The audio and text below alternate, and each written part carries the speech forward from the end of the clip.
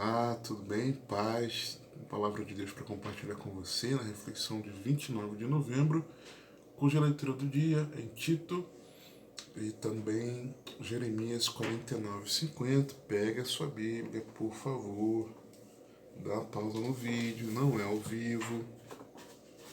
Pega a sua Bíblia.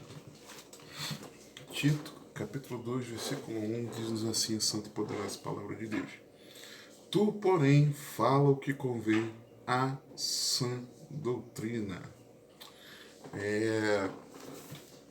A sã doutrina é a doutrina dos apóstolos, que são os ensinos de Cristo aplicados pelos apóstolos no contexto da nova aliança. E ela sendo chamada, por exemplo, apenas de doutrina. 1 Timóteo 4:16. Tem cuidado de ti mesmo e da doutrina. Persevera nestas coisas, porque fazendo isto te salvarás tanto a ti mesmo como aos que te ouvem. É também chamada de boa doutrina. 1 Timóteo 4:6. Propondo estas coisas aos irmãos, serás bom ministro de Jesus Cristo, criado com as palavras da fé da boa doutrina que tem seguido. Você entendeu? Para a mesma pessoa, Timóteo, na mesma carta, mesmo capítulo. Num versículo ele chama de doutrina, no outro versículo de boa doutrina. Ok?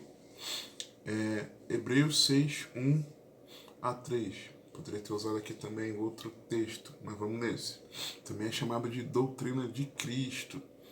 Por isso, deixando os rudimentos, que significa a base, da doutrina de Cristo, prossigamos até a perfeição, lançando de novo o fundamento do arrependimento de obras mortas e de fé em Deus, e da doutrina dos batismos e da imposição das mãos, e da ressurreição dos mortos, e do juízo eterno, e isto faremos se o Deus o permitir, tá? E talvez nós não nos atentemos à gravidade desse problema. Por quê? Como título, a importância da sã doutrina.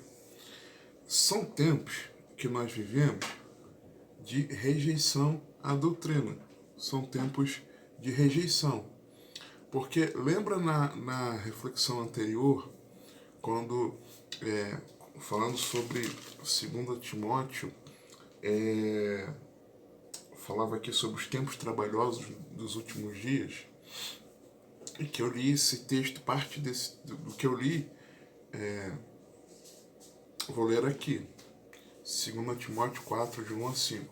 Conjuro-te, pois, diante de Deus e do Senhor Jesus Cristo, que há de julgar os vivos e os mortos, na sua vinda e no seu reino, que pregues a palavra, enches a tempo e fora de tempo, redarguas, repreendas, exortes, com toda longanimidade e doutrina, porque virá tempo em que não suportarão a sã doutrina, mas tendo comichão nos ouvidos, amontoarão para si mestres conforme as suas próprias concupiscências, e desviarão os ouvidos da verdade, voltando às fábulas.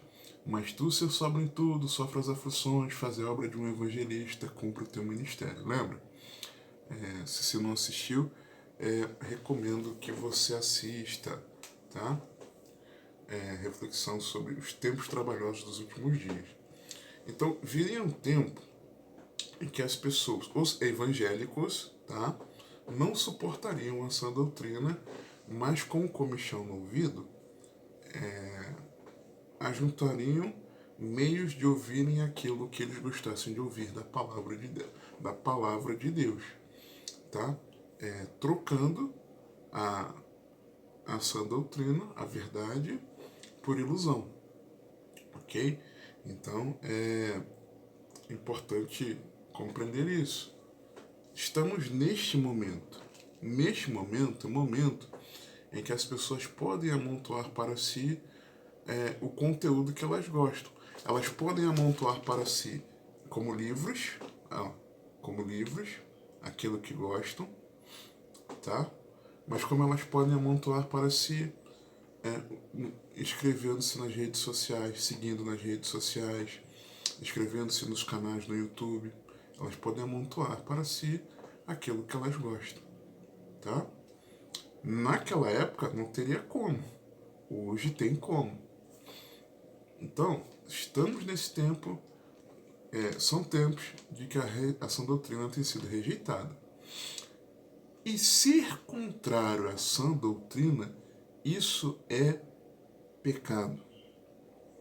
Escrevendo a Timóteo também, no capítulo 1, dos versos 9 a 11. Sabendo isto, que a lei não é feita para o justo, mas para os injustos e obstinados, para os ímpios e pecadores, para os profanos e irreligiosos, para os parricidas e matricidas, para os homicidas, para os devassos, para os sodomitas, para os roubadores de homens, para os mentirosos, para os perjuros e para o que for contrário à sã doutrina, conforme o evangelho da glória de Deus bem-aventurado que me foi confiado. Ir contra a sã doutrina é comparado a esses pecados que eu acabei de ler para você. As pessoas não estão entendendo a gravidade delas desprezarem a sã doutrina. Elas não compreendem a gravidade de desprezar a doutrina de Cristo, de desprezar os ensinos de Cristo aplicados pelos apóstolos no contexto da nova aliança. Eu não tenho noção disso. Isso é pecado.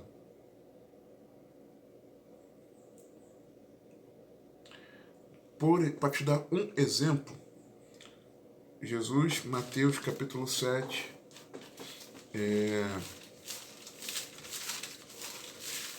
finalizando o sermão do monte, na essência da sua doutrina,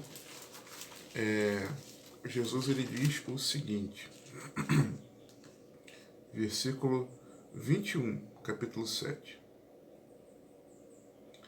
Nem todo que me diz Senhor, Senhor entrará no reino dos céus, mas aquele que faz a vontade de meu Pai, que está nos céus. Muitos me dirão naquele dia, Senhor, Senhor. Não, porque quem diz isso é quem diz que é de Cristo, ok? Não profetizamos nós em teu nome, e em teu nome não expulsamos demônios, e em teu nome não fizemos muitas maravilhas? E então lhes direi abertamente, nunca vos conheci, apartai-vos de mim, vós que praticais a iniquidade. Todo aquele, pois, que escuta estas minhas palavras e as pratica, assemelhá-lo-ei a um homem prudente que edificou a sua casa sobre a rocha, e desceu a chuva, e correram rios, e assopraram ventos, e combateram aquela casa, e não caiu porque estava edificada sobre a rocha. E aquele que ouve estas minhas palavras e não as cumpre, não cumpre a doutrina de Cristo, não cumpre a sã doutrina, compará-lo-ei a homem insensato que edificou a sua casa sobre a areia, e desceu a chuva, e correram rios, e assopraram ventos, e combateram aquela casa, e caiu, e foi grande a sua queda. E aconteceu que, concluindo Jesus este discurso, a multidão se admirou da sua doutrina, porquanto os ensinava como tendo autoridade, e não como os escribas. Então, concluindo a sua doutrina, Jesus ele diz de que quem não guardá-la, quem desprezar a sã doutrina, a casa vai cair. Literalmente. Casa espiritual, né? Então, a sã doutrina, ela traz um conteúdo profundo, simples e de fácil entendimento, até mesmo para quem está começando na fé. A sã doutrina ela é maravilhosa na sua essência, no ensino cotidiano, na defesa da fé, na purificação, no convívio em sociedade. A sã doutrina ela não é teologia, e apesar de ser estudada não pode ser motivo de vanglória, mas conduzir ao relacionamento com Cristo e deve ser usada para serviço do reino de Deus. Tá? A sã doutrina não é o discurso da moda. Não é aquilo que estão falando sobre a palavra de Deus. Não, não é. Não são as estranhas e vãs doutrinas de homens. Também não são. Muito menos as doutrinas diabólicas que têm sido ensinadas por aí. A sã doutrina ela é a base para o nosso crescimento e nela nós devemos permanecer. E aí é interessante, importante outra coisa aqui. A sã doutrina anda junto com um bom testemunho. Anda junto com um bom testemunho. E uma outra coisa importante, sair dela, dar as costas para a sã doutrina, é soberba. É achar que pode governar a sua vida, isso é soberba. Tá? A sã doutrina ela tem sido desprezada nesses últimos dias, vimos até o texto, porque ela confronta o pecador e incomoda os hereges. A sã doutrina ela não é para agradar a homens, mas é para a salvação e para uma vida que glorifica a Deus.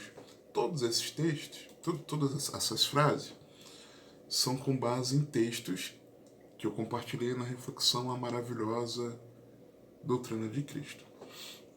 E aqui, olhando para Tito, nós vemos que essa doutrina é o foco do pastor como seu assunto. Capítulo 2, versículo 1. Tu, porém, fala o que convém a essa doutrina. Qual é o conteúdo, qual é o assunto do que o pastor deve expressar? A sã doutrina. Mas, além disso, ela é a ferramenta. Capítulo 1, versos 7 a 11. Já vou comentar sobre esse texto aqui. Porque é necessário que o bispo seja irrepreensível como mordomo da casa de Deus, não soberbo, nem iracundo, nem dado ao vinho, nem espancador, nem cobiçoso de torpe ganância, mas dado à hospitalidade, amigo do bem, moderado, justo, santo, temperante, retendo firme a fiel palavra, que é conforme a doutrina, para que seja poderoso, tanto para demonstrar com essa doutrina, como para convencer os contradizentes. Letel 9, né? Por quê? Ela é também a sua ferramenta. É por meio dela que ele se torna capaz de admoestar e de convencer os contradizentes. E ela é um objeto de zelo, no capítulo 2, versos 7 e 8. Em tudo te dá, por exemplo, de boas obras, na doutrina mostra a incorrupção, gravidade, sinceridade, linguagem sã e repreensível, para que o adversário se envergonhe, não tendo nenhum mal que dizer de vós. Olhando aqui para o contexto da carta, Paulo escreve a Tito, também seu filho na fé, versículo 4 do capítulo 1 diz assim: a Tito, meu verdadeiro filho, segundo a fé comum, graça, misericórdia e paz. Aos pastores sempre ele acrescenta aqui a misericórdia, né? Da parte de Deus Pai e da do Senhor Jesus Cristo, nosso Salvador. Então ele escreve também ao seu filho na fé, Tito, durante a chamada quarta viagem missionária de Paulo, que não está registrada no livro de Atos, pois aconteceu após a libertação de Paulo daqueles 2 anos de prisão domiciliar. Lembra? Eu comentei sobre essa viagem. Nessa última viagem, o apóstolo teria passado por Creta e organizado igrejas nesta ilha no mar Mediterrâneo. Ele já havia passado por ela, ou no mínimo cruzado. Nós vemos isso no final de Atos, quando ele estava indo deportado de Jerusalém para Roma, né, para ser preso ali. Então, depois dele ser liberto, ele passa ali e ali ele organiza igrejas, tá, na saída do Mediterrâneo. Como conteúdo da carta, são instruções para a organização das igrejas em Creta, pois Tito foi deixado nessa ilha para que completasse a obra que o apóstolo havia começado, colocando todas as coisas em ordem.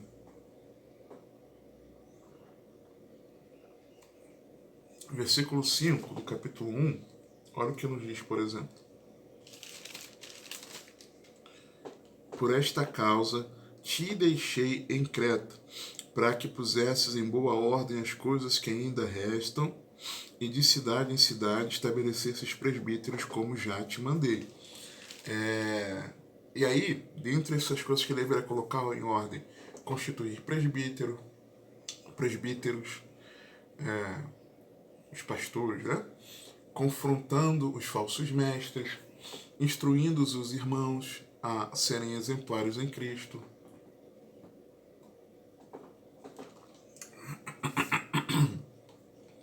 Perdão.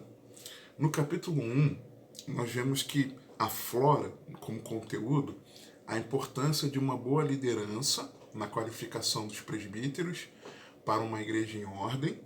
No capítulo 2, o capítulo aqui do versículo base que eu li, texto base, a importância da sã doutrina na instrução de todos os grupos da igreja, para uma igreja ser sadia. No capítulo 3, a importância das boas obras na conduta cristã diante dos incrédulos, para que seja uma igreja ativa. No 1, igreja em ordem. No 2, igreja sadia. No 3, igreja ativa. No 1, boa liderança. No 2, sã doutrina. E no 3, boas obras. Tá?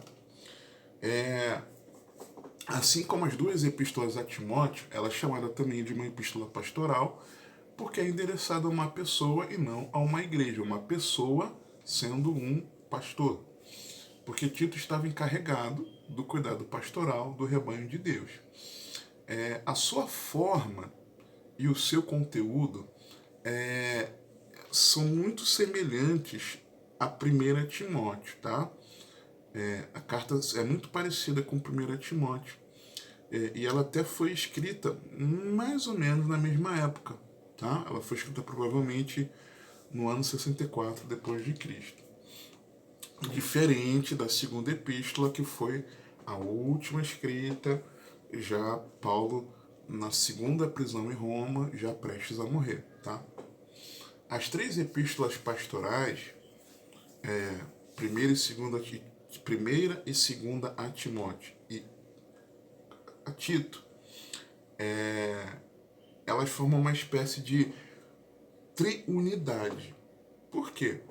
Elas exortam os líderes cristãos, aos pastores, a guardarem o precioso depósito do Evangelho. Em 1 Timóteo, a instrução é que deve ser protegido. Na 2 Timóteo, é que deve ser proclamado. E aqui em Tito, é que deve ser praticado. Tá? 1 Timóteo é protegido, guardado, preservado. 2 Timóteo, proclamado. Tito, praticado.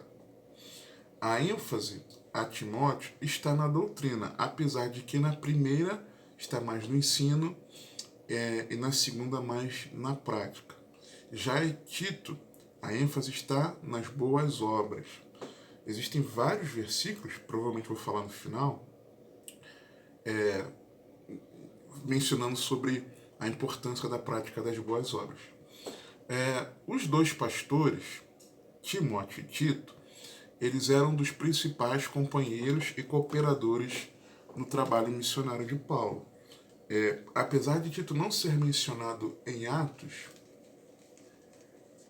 então não estou me lembrando, ele é mencionado várias vezes nas epístolas. Tá? Tito era um gentio, Timóteo um judeu, né, criado como um judeu. Paulo até o circuncida para que ele pudesse entrar ali nas sinagogas e tal. Já Tito, gentio.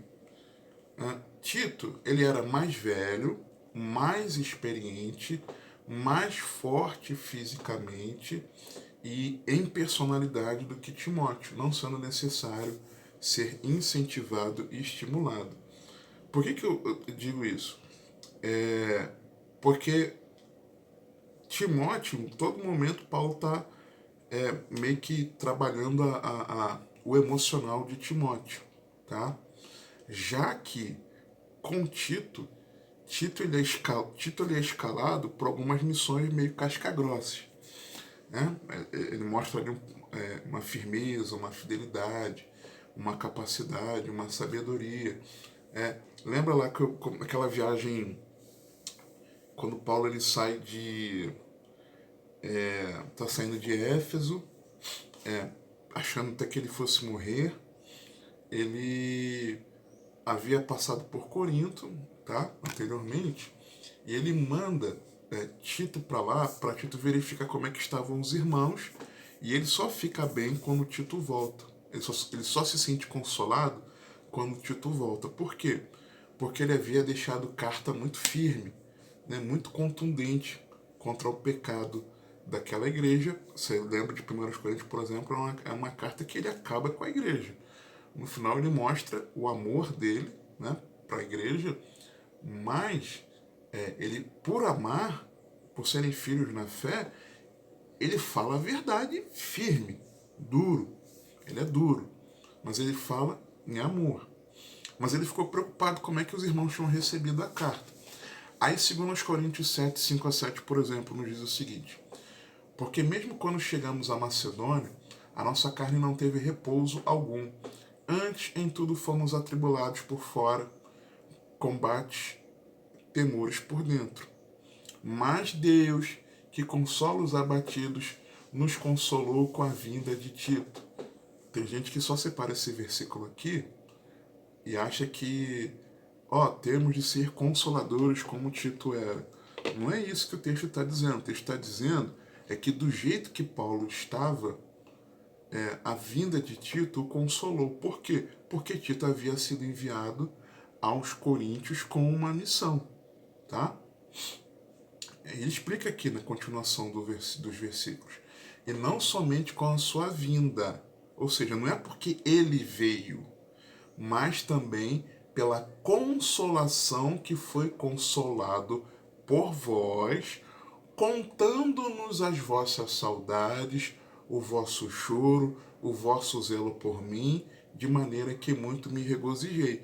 Ou seja, Tito veio e eu fui consolado porque ele me contou que entre eu e vocês está tudo certo. Que entre nós, coríntios, está tudo bem, mesmo depois da minha repreensão por meio da carta. Ok? Então, ele teve essa difícil missão. No capítulo seguinte, ele fala sobre a outra missão, que era a missão dos recursos financeiros a uma igreja que era avarenta. Também, irmãos, vos fazemos conhecer, de 1 a 6, a graça de Deus dada às igrejas da Macedônia, como em muita prova de tribulação houve abundância de seu gozo, e com a sua profunda pobreza abundou em riqueza da sua generosidade. Porque segundo o seu poder, o que eu mesmo testifico, e ainda acima do seu poder, deram voluntariamente, pedindo-nos com muitos rogos que aceitássemos a graça e a comunicação deste serviço que se fazia para com os santos, e não somente fizeram como nós esperávamos, mas a si mesmos se deram, primeiramente ao Senhor e depois a nós, pela vontade de Deus, de maneira que exortamos a Tito, que assim como antes tinha começado, assim também acabasse esta graça entre vós. Eles eram tão avarentos que Paulo mandou Tito com a missão de: vem cá, Paulo mandou vir aqui com vocês para saber se de verdade vocês vão contribuir na coleta para os pobres, os irmãos pobres lá na região da Judéia. Vocês vão ajudar mesmo?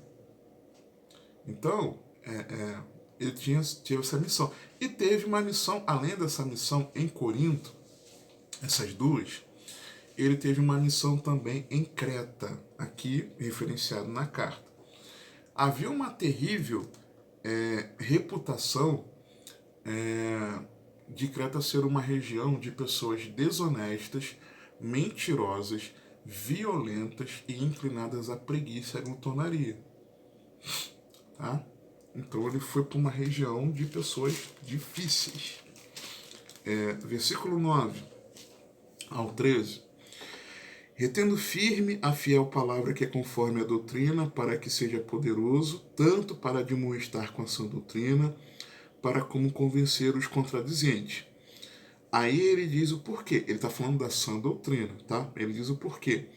Porque há muitos desordenados, faladores, vãos e enganadores, principalmente da circuncisão, aos quais convém tapar a boca. A vontade de Paulo, a vontade de Paulo era tapar a boca dos cretenses, tá? É o que ele está dizendo.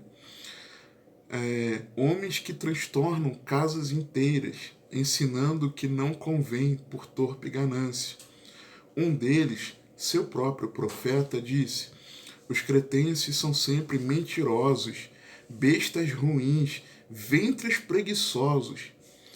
Este testemunho é verdadeiro, portanto, repreende-o severamente, para que sejam sãos na fé.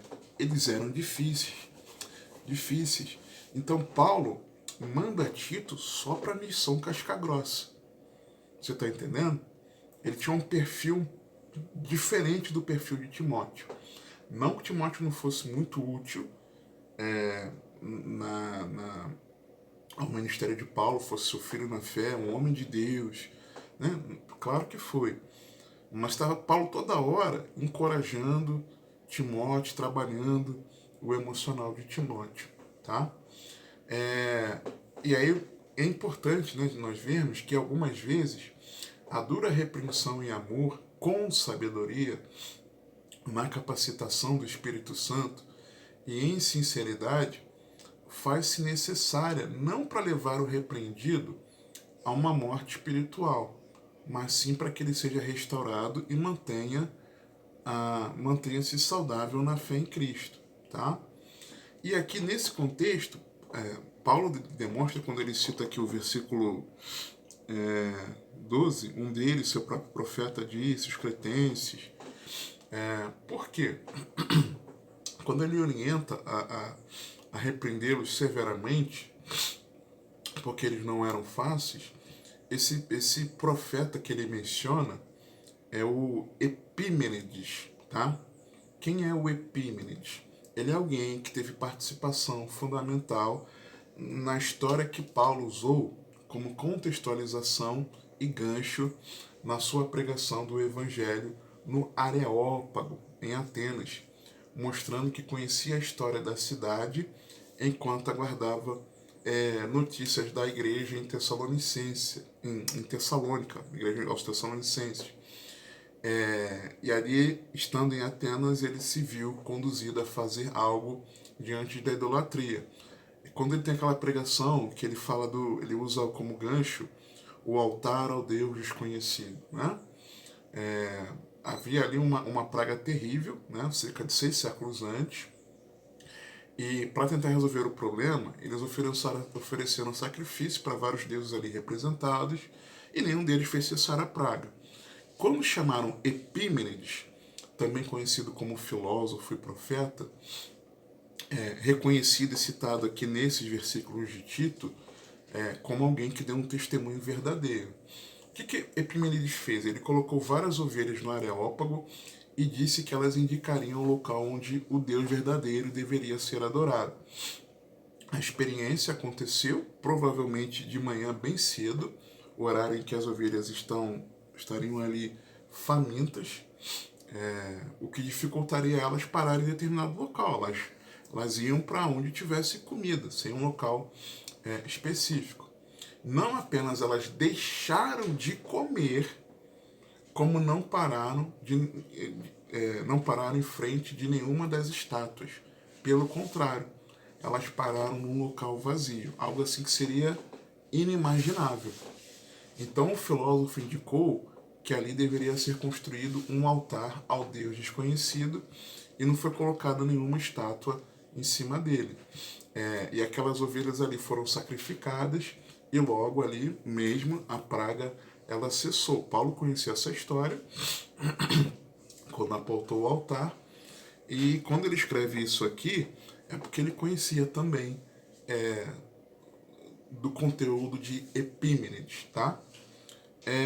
Dos versos 14 a 16, nós vemos que o arsenal desses falsos mestres ali, ele era composto de mente corrompida, desvio da verdade, doutrina de homens e uma vida cristã hipócrita, não dando ouvidos às fábulas judaicas, nem aos mandamentos de homens que se desviam da verdade. Todas as coisas são puras para os puros, mas nada é puro para os contaminados e infiéis. Antes, o seu entendimento e consciência estão contaminados. Confessam que conhecem a Deus, mas negam-no com as obras, sendo abomináveis e desobedientes e reprovados para toda boa obra. E é neste contexto que ele escreve o versículo 1. Tu, porém, ou seja, em oposição a esses difíceis cretenses, incluindo os falsos mestres, fala o que convém à sã doutrina. Então, diante do trabalho que os cretenses davam, incluindo os falsos mestres, o falar de Tito deveria ser com base na sã doutrina. Algo que ele deveria expressar com toda a autoridade, encorajando ou repreendendo, se e quando necessário. Versículo 15 do capítulo 2. Fala disto e exorta e repreende com toda a autoridade, ninguém te despreze, tá? E essa doutrina precisa ser a base, a substância e o assunto das nossas pregações, dos nossos ensinamentos, dos nossos conselhos e das nossas conversas, tá? Do capítulo 2, do versos 2 a 10, nós vemos na prática que essa doutrina tem o propósito de nos conduzir a uma correta conduta cristã, tá? Versículo 2. Os velhos que sejam sóbrios, graves, prudentes, sãos na fé, no amor e na paciência. Nós vemos que o esperado de um cristão idoso é que ele seja equilibrado, respeitável, sábio, maduro na fé. Aí ele fala também sobre as mulheres idosas, versos 3 e 4. As mulheres idosas, semelhantemente, que sejam sérias no seu viver, como convém a santas, não caluniadoras, não dadas a muito vinho, mestras no bem, para que ensinem as mulheres novas a serem prudentes e amarem seus maridos e amarem seus filhos. Ou seja, as cristãs idosas, elas devem ter um viver respeitoso que glorifica a Deus, sendo um modelo de bondade, para ensinar as mais novas a uma correta conduta cristã. Mas ele fala também das moças, versos 4 e 5. Para que ensine as mulheres novas a serem prudentes, a amarem seus maridos, a amarem seus filhos, a serem moderadas, puras, boas donas de casa, sujeitas a seus maridos, a fim de que a palavra de Deus não seja blasfemada. Ou seja, as moças, num santo viver, as jovens mulheres aprendem a cuidar do lar e da família, tá? E é importante aqui que ele fala de que as mais velhas ensinassem as novas a amarem. Ou seja, o amor se aprende. O amor não é um mero sentimento, mas ele é especialmente uma atitude que deve ser aprendida em Deus, porque ele é a essência e a origem do próprio amor. Então, se você, por exemplo, está com dificuldade no relacionamento familiar, por que não redescobrir, renovar, restaurar, fortalecer os laços de amor em Deus, por Cristo? Eu não amo mais o meu marido. Eu não amo mais a minha esposa. Gente, amor não é um sentimento, mas então, se pode ser aprendido, ele pode ser redescoberto, renovado, restaurado e fortalecido. É simples assim, tá? Versículo 6. Ele fala dos rapazes também. Exorta semelhantemente os jovens a que sejam moderados. E aí, não deveria ser considerado normal no meio cristão nós vermos jovens obstinados, inconsequentes e sem domínio de si. Isso não é bíblico. Isso não é o padrão das Escrituras. É a energia do jovem. Tá ok, mas os jovens devem ser moderados. Mas são jovens.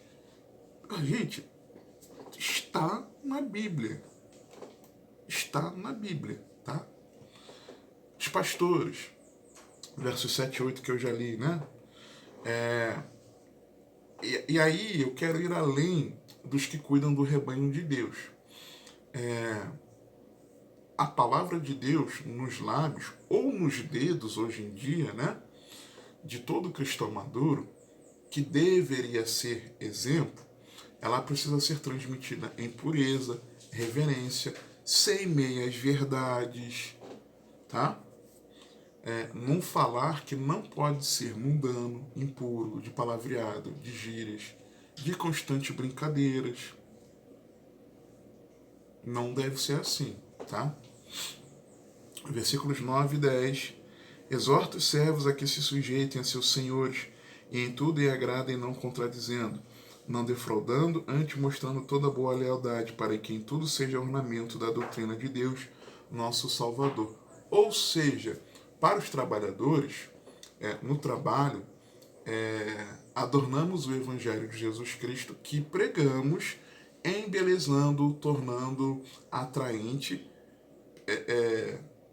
pela necessidade de ser abraçado pelo perdido quando nós refletimos o caráter de Deus. É aquilo que eu falo.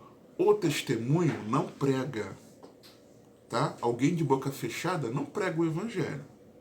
A não ser que ela use sinais, ela escreva, mas sem palavras, você não prega o Evangelho. Eu discordo de quem diz que a maior pregação é o testemunho de vida. Não é. Jesus não fez assim, os apóstolos não fizeram assim e ninguém fez assim. Inclusive, é o que Paulo está dizendo a Tito, que no trabalho o bom testemunho não prega, mas o bom testemunho ele embeleza a pregação. É isso que ele está falando, tá? Então, mas como praticar então a sã doutrina? E aí nós vamos para versos 11 a 14. Eu vejo aqui ao menos 5 elementos, 5 atitudes que nos levam à prática da sua doutrina. Primeiro, correspondendo ao Evangelho, versículo 11, porque a graça salvadora de Deus se há manifestado a todos os homens. Pela graça, Deus veio nos reconciliar com Ele no sacrifício de Cristo, lá na cruz, derramando seu precioso sangue, trazendo perdão para os nossos pecados, fazendo um chamado a todos que corresponderem com fé. A graça salvadora se manifestou. Segundo, desejando ser transformado, versículo 12, ensinando-nos que renunciando à impiedade e às concupiscências mundanas, vivamos nesse presente século sóbria, justa e piamente, me ensinando a renunciar, para que eu viva para a glória de Deus. Se me ensina a renunciar, eu tenho que desejar aprender. Eu tenho que desejar ser transformado.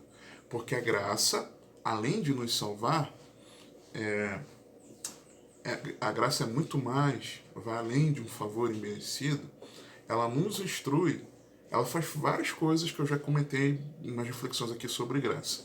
Mas a graça nos instrui a andarmos em santidade, no relacionamento com Deus e a praticarmos a justiça no relacionamento com o próximo, tá? Então eu preciso, primeiro, corresponder ao Evangelho. Segundo, desejar ser transformado. Terceiro, amando a vinda do Senhor. Versículo 13. Aguardando a bem-aventurada esperança e o aparecimento da glória do grande Deus e nosso Salvador, Jesus Cristo, o qual se deu o aparecimento da glória do grande Deus, nosso Salvador, Jesus Cristo. Ou seja, a refulgente glória do retorno de Cristo precisa ser a nossa esperança.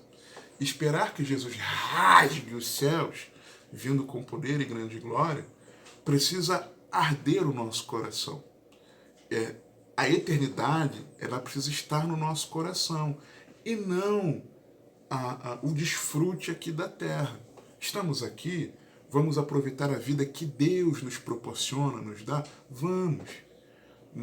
Mas o nosso anseio precisa ser pela eternidade. que é incomparavelmente melhor, porque estaremos para sempre com o Senhor, tá?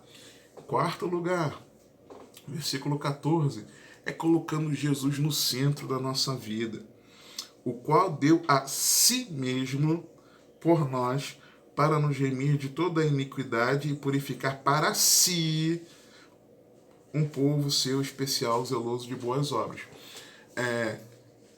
Jesus deu a si para purificar para si, ou seja, ele é o centro.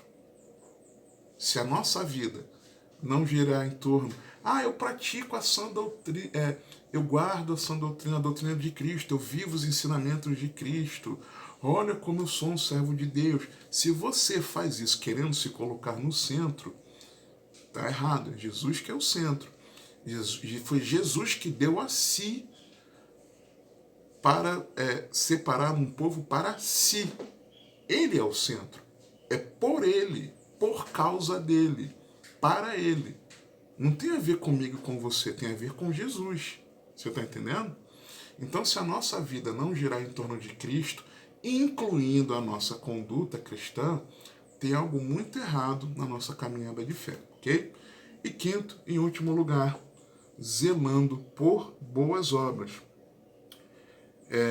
E purificar para si, versículo 14, parte B, e purificar para si um povo seu especial, zeloso de boas obras. A sã doutrina leva uma conduta cristã apropriada, que vai resultar especialmente na prática de boas obras. No capítulo 2, versículo 7, em tudo te dá, por exemplo, de boas obras. No capítulo 3, versículo 1, admoesta os que se sujeitem aos principados e autoridades, que lhes obedeçam e estejam preparados para toda boa obra. Depois no versículo 8, fiel à palavra, isto quero que deveras afirmes, para que os que creem em Deus procurem aplicar-se às boas obras. Estas coisas são boas e proveitosas aos homens. Depois no versículo 14, e os nossos aprendam também a aplicar-se às boas obras, nas coisas necessárias, para que não sejam infrutuosos. Amém? Então, como praticar essa doutrina numa conduta verdadeiramente cristã, correspondendo ao Evangelho, em fé, desejando ser transformado. Não é para ter conhecimento, é para que você seja salvo e para que você seja transformado. Amando a vinda do Senhor, é para que te acenda no teu coração o desejo pela eternidade. É colocando Jesus no centro, porque Jesus é o centro da palavra de Deus, é o tema central, já falei isso muitas vezes, e zelando por boas obras. Eu tenho que ser prático na minha vida cristã, ok? Que o Senhor te abençoe, te guarde, que Ele te conduza e governe a sua vida, porque você tem acesso.